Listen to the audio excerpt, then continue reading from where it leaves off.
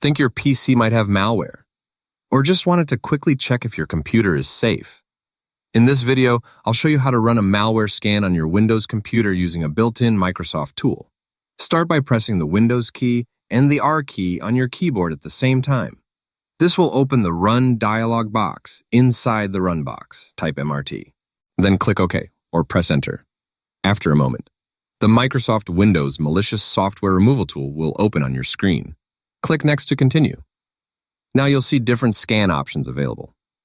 You can choose a quick scan if you just want Windows to check the most common areas where malware is usually found, or you can choose a full scan if you want Windows to scan your entire computer more deeply. Keep in mind, a full scan can take quite a while depending on how many files and programs you have on your PC.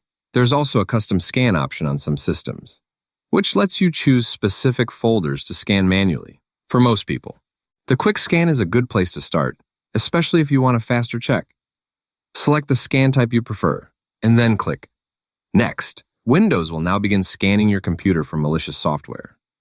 During this process, just let the scan run in the background and avoid closing the tool if any harmful files or suspicious programs are found.